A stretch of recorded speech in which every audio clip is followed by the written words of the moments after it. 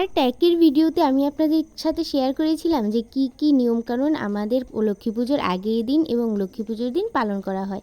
আজকে নিয়ে চলে এসেছি পার্ট 2। আর প্রথমেই চলে এসেছি আমার কাকিমণিদের ঘরে। আর এই যে আলপনাগুলো দেখছেন না, এগুলো কিন্তু আমার ভাই আলপনা দিয়েছে, ও যা পেরেছে দিয়েছে, ছোট মানুষ। আর এই যে দেখুন, আমরা কিন্তু এখনও প্রাচীনকালের মতোই গোলাতে ধান রাখি। আর সবার ঘরের পুজো দেখতে কিন্তু বেরিয়ে পড়েছি, কার ঘরে কীরকম সাজানো হলো, কে কেমন আলপনা দিল, তাই সবার ঘরের পুজোই দেখতে চলে এলাম। আর এই যে সবাই কিন্তু মোটামুটি সুন্দর করে আলপনা দিয়েছে, যে যে যেমন পেরেছে দিয়েছে। আর সবার পুজোই কিন্তু খুব সুন্দর হয়েছে সাজানো। আচ্ছা, আপনাদের বাড়িতে কি হালির নিয়মটি আছে?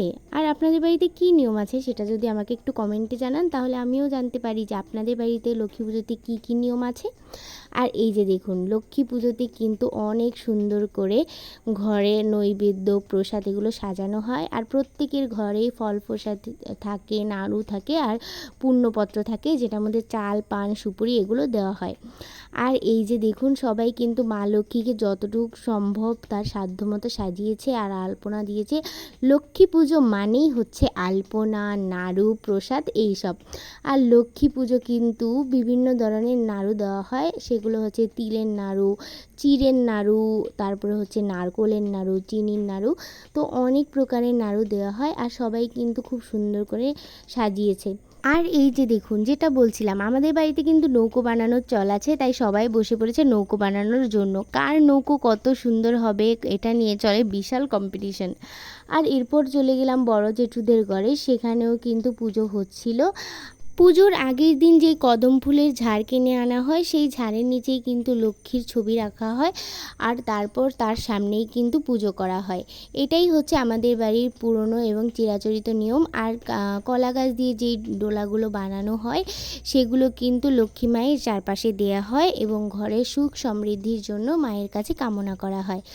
আর এই যে দেখুন, বৌদি কিন্তু খুব সুন্দর করে প্রত্যেকটা জিনিস সাজিয়েছে। এখন চলে গেছে আমার আরেকটা দাদা ভাইয়ের ঘরে, তাদের ঘরেও কিন্তু আজকে লক্ষ্মী পুজো হয়েছে। পুরো বাড়িটা যেন আনন্দ ঘন পরিবেশ তৈরি হয়েছে, কারণ আজকে হচ্ছে লক্ষ্মী পুজো।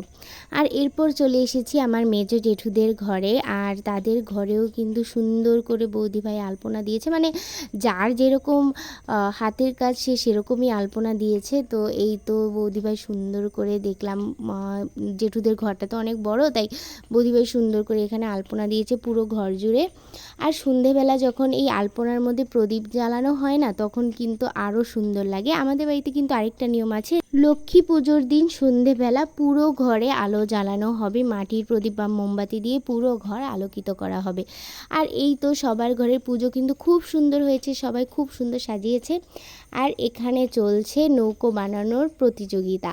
কার নৌকো কেমন হবে সেটা আগেই বলেছি, যে কার নৌকো কেমন হবে তো সেটা নিয়ে চলছে বিশাল প্রতিযোগিতা। আর নৌকো যখন ভাসানো হয়, তার মধ্যে দেওয়া হয় তারাবাতি, মোমবাতি, ধূপকাঠি, নাড়ু দেওয়া হয় লক্ষ্মী মায়ের উদ্দেশ্যে। তো এই তো আমরা এখন নৌকা ভাসাতে যাব। আর এই যে এটা হচ্ছে আমাদের বাড়ির সব থেকে বড় নৌকো। প্রত্যেক বছরই কিন্তু আমার ছোট কাকা এই নৌকোটা বানায়, আর এটাই হয় আমাদের বাড়ির সব থেকে বড় নৌকো।